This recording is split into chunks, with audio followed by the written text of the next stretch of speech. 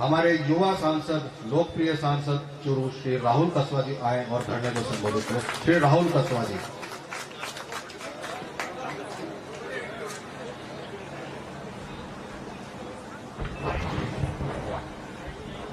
मंच पर विराजमान आदरणीय अध्यक्ष महोदय डोटासरा साहब, बड़े भाई हरीश जी, सभी विधायकगण, सभी सम्मानित मंच और मेरे संसद में साथी मुरारी जी,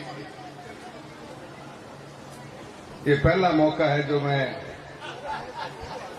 हमारे बीच में खड़ा हूं, पर मैं बहुत बहुत धन्यवाद देना चाहता हूं। आज आप सभी लोगों का, आपका सबका साथ मिला और एक ऐतिहासिक जीत राजस्थान के अंदर पर लोग लेके आए हैं। मैं कांग्रेस के सभी कार्यकर्ताओं का भी बहुत बहुत धन्यवाद देना चाहूंगा। मंच को फायदा लेना चाहूँ, थोड़ा सा मैं ही मेरी बात कह दूं, क्योंकि काका की खाद मिटाने में थारसाना को बहुत बहुत साथ मिले रहा है। सबको धन्यवाद है और डोटासरा साहब आपका भी बहुत बहुत धन्यवाद है। बहुत मजबूती के साथ एक चुनाव लड़ा था अपन ने, और जिस एग्रेसिवनेस के साथ में आज इस देश के अंदर एक विपक्ष की जरूरत है और उस रूप में अपन काम कर रहे हैं। विधानसभा के अंदर भी आज कांग्रेस की जो परफॉर्मेंस है, जिसकी चर्चा दिल्ली तक ही नहीं, देश के अलग अलग कोने के अंदर है, कि आज विपक्ष इतना मजबूत है कि सत्ता पक्ष के मंत्रियों के पास और मुख्यमंत्री तक के पास जवाब तक भी नहीं। ये अपन लोगों की सबसे बड़ी कामयाबी है, मैं मानता हूं, और ये जागरूक नेतृत्व की सबसे बड़ी पहचान होती है और कार्यकर्ताओं की मजबूती होती है। हमारे सभी विधायकों का भी बहुत बहुत धन्यवाद देता हूं मैं, जिनकी फील्ड पे बहुत अच्छी पकड़ है और उसके कारण ऐसे इश्यूज को रेज कर पा रहे हैं। मैं आज के इस मुद्दे पे इतना ही कहना चाहूंगा, देश के अंदर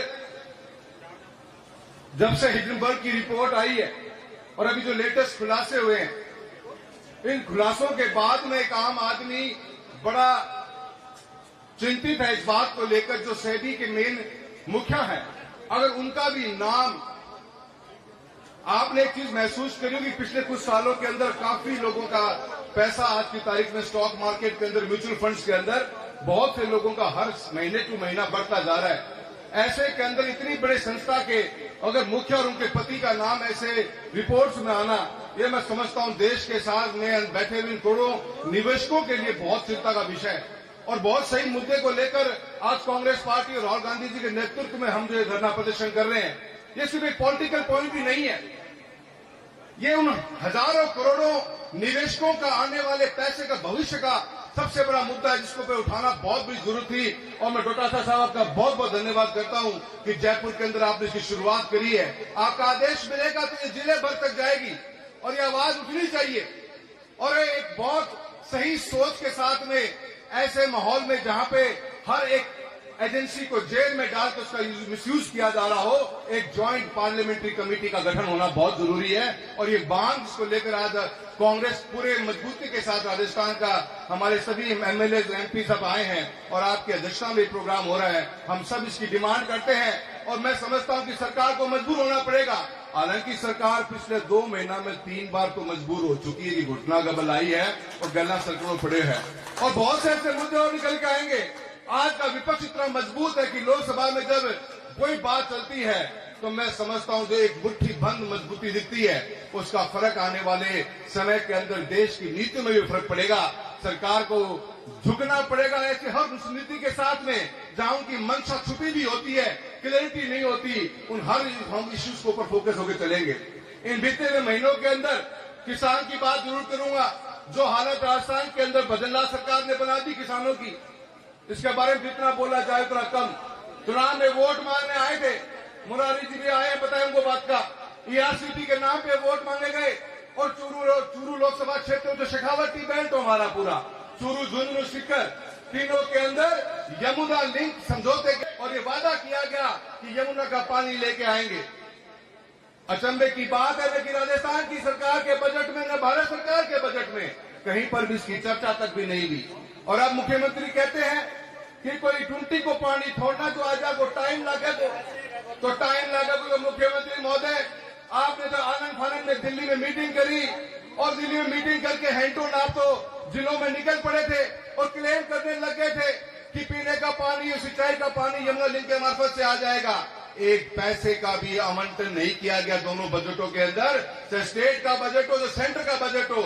आप किसानों को बेवकूफ बनाने का काम करते हो और इसी के कारण और राजस्थान की जनता ने आपको करारा जवाब इस चुनाव के अंदर देने का काम किया है। आज बिजली की हालत क्या है? डॉक्टर साहब मैं बताना चाहता हूं, शेखावटी बेल्ट में हम झींगा मछली पालन करते हैं। झींगा मछली पालन के अंदर आज राजस्थान का शेखावटी एरिया और जहां पर भी खारा पानी है, हम बहुत अग्रणी भूमिका निभा सकते हैं। पर हमारी मजबूरी है बिजली की दरें वो इस कदर बढ़ती जा रही है कि पिछले 3 महीनों के अंदर 150 से ऊपर पौंड बंद हो गए राजस्थान के चूरू जिले के अंदर, और वो पौंड बंद होकर हरियाणा चले गए। और इसके ऊपर भी आलम रुका नहीं। इसी सरकार के अधिकारियों ने बिजली विभाग के अंदर चूरू के अंदर किसानों के, आपने पेनल्टियों के नाम तो सुने होंगे कि पेनल्टी कब्जा है, पर 50,000 लाख 1.5 लाख की तो पेनल्टी सुनी हुई थी। चूरू लोकसभा क्षेत्र के अंदर किसानों ने झींगा मछली पालन का काम किया, किसानों के पेनल्टियां कटी है। अध्यक्ष महोदय सुनकर चंबा करोगे, 38 लाख 47 लाख 56 लाख की पेनल्टी काटने का काम किया है, तो इस भजनलाल की सरकार ने काम किया है। ऐसे में क्या किसान जिंदा रह पाएगा?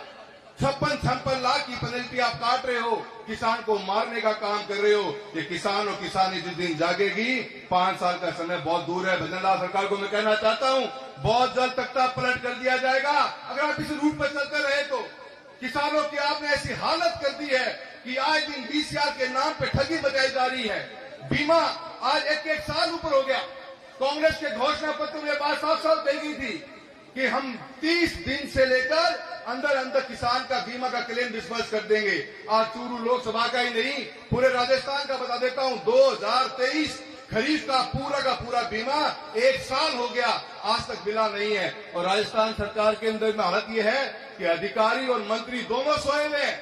और भारत सरकार के मंत्री तो ये तक कहते हैं कि अगर किसान को बीमा टाइम पे नहीं मिला तो 12% ब्याज देंगे। 12%। क्या भजनलाल सरकार 12% ब्याज देने को तैयार है किसान को? मंच पे हाँ भरिए, अपनी प्रेस कॉन्फ्रेंस में हाँ भरिए। हम घर किसान ठोकरे खा रहे हैं, धरना प्रदर्शन कर रहा है, बीमा क्लेम आ नहीं रहा। मैं बहुत से ऐसे मुद्दे जिन मुद्दों पे हम बात कर सकते हैं, पर मैं इतना ही कहना चाहूंगा, मेरे कांग्रेस के परिवार के लिए मैं एक हिस्सा बना हूं। आप सबके साथ में मिलकर लड़ाई लड़नी पड़ेगी, लंबी लड़ाई लड़नी पड़ेगी। और जब आप मुझे याद करेंगे साथी के रूप में, अमित शाह का भाई खड़ा आगे तैयार मिलेगा और मजबूती के साथ आवाज उठाएंगे, लड़ेंगे किसान के लिए, किसानी के लिए, हर उस मुद्दे के ऊपर जहां पे ये राजस्थान की सरकार और भारतीय जनता पार्टी की जो मजबूत सरकार बना के दिल्ली में बैठे रहे लोग, ये इन लोगों को भी हम करारा जवाब देने का काम करेंगे और हर उस मुद्दे के ऊपर मजबूती से अपनी बात को रखेंगे। और आज हम इस ईडी के ऑफिस के आगे धरना कर रहे हैं, जेपीसी की डिमांड कर रहे हैं। ये बहुत बड़ा घोटाला है, जब तक जेपीसी नहीं होगी पन्ने से ही पलटे नहीं जाएंगे। यूं ही कोई बात नहीं हो सकती। जो आज मीडिया को कंट्रोल तो कर लिया गया है, पर बहुत से पन्ने पलटने बाकी हैं। और जेपीसी एक ऐसी बॉडी है, ज्वाइंट पार्लियामेंट्री कमेटी, जिसकी वो ताकत है जिन पन्नों को पलटेगी और इस दूध का दूध और पानी का पानी करेगी कि कितने करोड़ रुपए का भ्रष्टाचार इस हिडनबर्ग की रिपोर्ट में छुपा हुआ है। और अडानी जैसी कंपनियां, जिन कंपनियों के नाम के ऊपर जो हमारे को आज तो मंच पर तो नाम नहीं इसका, वरना हमारे राहुल गांधी जी ने एक बहुत नाम सही दिया था, A2 को इलाज या जेपीसी कर्ज का है। और ये हमारी डिमांड बहुत मजबूती से अपना सारण रखनी है। सबने आप यहाँ पे आए हो, मुझे बोलने का मौका दिया है, सभी का मैं बहुत बहुत धन्यवाद करता हूँ। जय हिंद, जय भारत।